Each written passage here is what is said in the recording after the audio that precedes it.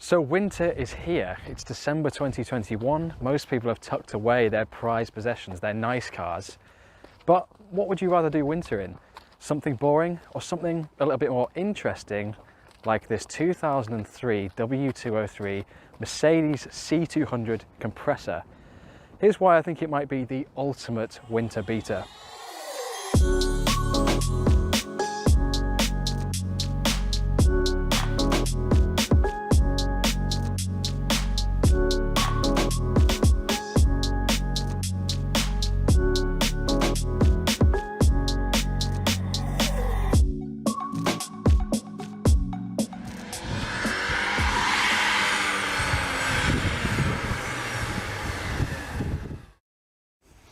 Okay, so what is the story on this W203 then? Well, it's actually my uncle's car, and he bought it very recently after selling his Giulia back in the summer, his Alfa Romeo Giulia Veloce, that is. We featured that car on the channel. And in the meantime, he'd been using his Citroen 2CV, another car that we featured on the channel. I'll link that video up here. And as we were moving into winter, he didn't really want to expose that 2CV to the salt and the harshness, I suppose, of the England winters. So basically he went out and found this W203 and it cost £1,250. That is it. And it's just in remarkable condition. Yes, it's maybe a bit of a grandpa spec. This color is kind of in certain lights going on to that hearing aid beige, you know, the one that we're all familiar with, but actually it's a lot more silver in the kind of light that we're in now. And I think it looks really good. It's just very of the time, like these W203s are. These were built back, well, from 2000 is when this car was first put into production. As I say, this is a 2003, so it is the pre-facelift. But it doesn't look really that old, to be honest, considering it's 18 years old. So as I've mentioned briefly then, we've got a 2-litre 4-cylinder engine that is supercharged, hence the compressor badging, and it makes 163 horsepower and 180 pound-feet of torque. So pretty respectable figures, really. It's remarkably clean under here, I must say that. Everything is really well kept, and actually that's something you notice about this whole car. It's nearly 18 years old and there's really not anything wrong with the bodywork at all. It's fantastic condition, but it's only got about 79,000 miles on it, which is really impressive for an 18-year period. So anyway, this kind of power gives us a 0 to 60 of 9.3 seconds and a top speed of 145 miles an hour. So nothing too crazy, but it certainly gets the job done. And we've even got a 6-speed manual gearbox, which just makes this spec even more interesting. So the styling then, as I say, it's very much of the time, this kind of early 2000s Mercedes. And you've got to think, back in this period, Mercedes are making very, very different cars to the things they make today. It's got kind of very rounded off edges. You can see this kind of front wing here is very rounded off, but we've got this single crease line that runs kind of all the way and over the top of the doors, and I think looks really cool actually. The wheels, well, this is the classic spec, so it is quite a sort of, I don't know how we describe it, almost like an executive spec, quite basic really actually. So we've got these plastic wheel trims and I actually don't think they look too bad. Maybe not to everyone's taste, but you know, what is really. So moving to the rear of the car then, I actually think this hasn't aged as much as other parts of it may have. We've got that C200 compressor badging, just telling people that this is the supercharged model. And yeah, I think it's still a pretty fresh design. It's some little like sharper creases actually back here, and I think that's what helps to make it look a bit more modern. And yeah, perfectly good looking thing. I mean, it's not ugly. It's maybe not the most aggressive or best looking car out there, but really I can't complain too much.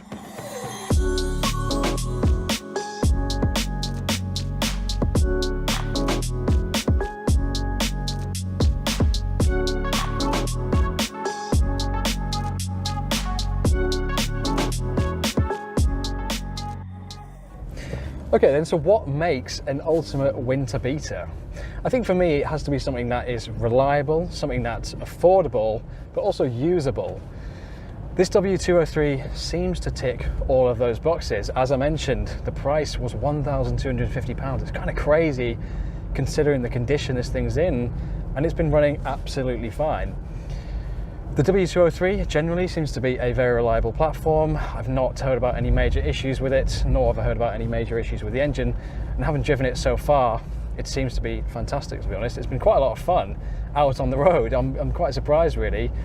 That supercharged engine, obviously the effect of a supercharger effectively mimics a larger engine. That's kind of what it does. It is forced induction, it is creating more power and bringing in the torque a little bit lower as well, and you can really feel that. I'm in 5th gear at the minute, just under 2000 RPM. There's plenty of torque there. It's really picking up speed quite nicely.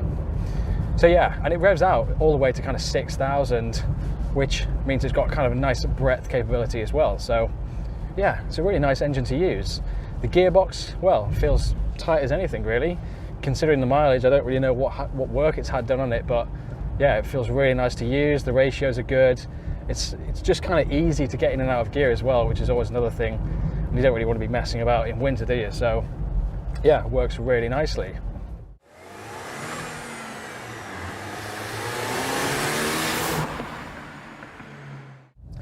It actually makes quite a decent sound, this engine as well. You get hints of that supercharger whine, but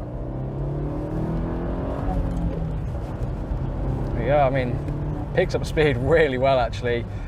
Nice power delivery. It feels very linear, as you would expect with a supercharger. But yeah, you kind of get that subtle whine lowering the rev range, and I imagine there's probably some things you could do to make that louder if you so wished. But yeah, fantastic little engine, I must say. Obviously it's rear wheel drive, definitely not a bad thing. Thing's got plenty of traction, to be fair. It's not tons of torque, but it's got quite skinny tyres on this model, and yeah, it does spool them up every now and then, which is quite nice as well. The steering, yeah, feels really good. It's quite heavy actually, and the steering wheel, you know, this generation might not be for everyone, but it does the job. It's fairly comfortable to use actually. Get the rev matches in, get the heel and toe in. Pedals are actually really well set up for heel and toe, which was a surprise. Yeah, that throttle pedal's like in a really nice position actually. The pedal weights are a little bit funny, but I'm just coming from driving the same cars every day, so it's just me not being used to it more than likely, and you certainly get used to it after a bit of driving anyway. But overall, this W203 just feels exceptionally well built. It just feels like a quality machine, and that's really what Mercedes of this era was all about. They just built some brilliant products back then, and so many great cars that came from around that period of time. And even 18 years on, this car feels really fresh and really sort of well maintained and just well built, as I say. It rides the bumps really nicely, and actually that's something that I can certainly appreciate this time of year, as endless potholes just seem to appear on British roads, and it can really make for an uncomfortable ride. And I'm coming from my Z4 Coupe as well, which some of you guys might have seen, and that is a pretty rough ride this time of year as more and more potholes open up, but this is just ploughing through everything with great ease.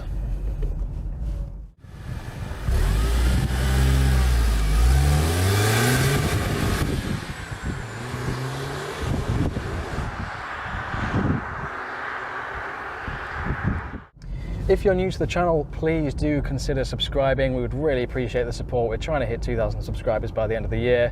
Might be a little bit ambitious, but every subscriber counts, and we really appreciate all your support.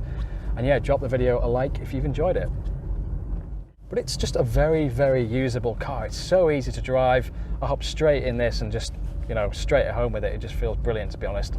And also, when you're driving slower, it's really, really quiet as well. So you can kind of, you know, if you just want to use this for commuting, which a lot of people obviously would, for a sort of winter beater, it does that perfectly well. There were automatic gearboxes available. I think there's a 5-speed torque converter automatic that you can get in this as well, if you weren't too bothered about this manual. But honestly, this manual is worth going for. It's really good actually. I suppose it adds a little bit of, you know, a different element to the driving experience as well. So I suppose that whole thing, isn't it? Do you buy something cheap and maybe a bit boring, but probably reliable? Or do you buy something a little bit more interesting like this W203? I certainly know where my money would be. It's just a really interesting car, and it actually really makes me want to buy one. Of course, they made the C32 AMG in this generation, and also the C55 with that 5.4 litre supercharged V8. And knowing I was going to come and drive this, I was actually starting to look at some of those C55s, and you can actually get them for pretty good money these days. And spending some time in the W203, I can certainly say it is a fantastic car to live with. It just seems to do everything you'd want it to do. Obviously, it's massively practical in this kind of 4-door spec. Plenty of room in the boot, plenty of room in the back. It's just a comfortable place to be.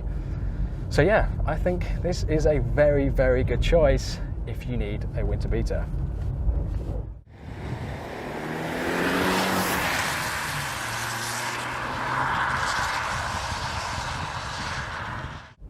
Okay, so perhaps the spec maybe isn't to everyone's taste, but as I was kind of saying when I was talking about the outside of the car, I think it's very much of the time.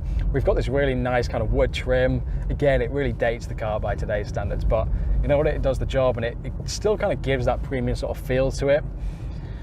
And overall, the build quality in here is just brilliant, as I say. I mean, everything just feels solid. And 18 years on, well, it looks in fantastic condition, to be honest. We've got some cloth seats in here, which perhaps would have held up better than, you know, leather equivalents, because leather can often dry up and crack, and it just starts to show its age quite easily. But these cloth seats are in brilliant condition.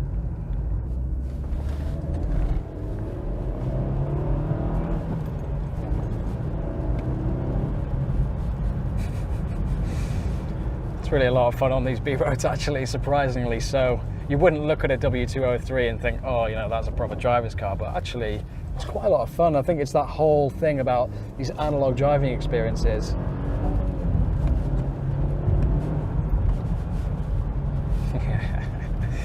Yeah, this would be great. This would be great. Anyway, guys, hope you've enjoyed the video.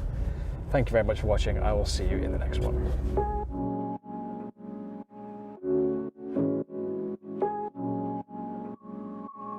Oh,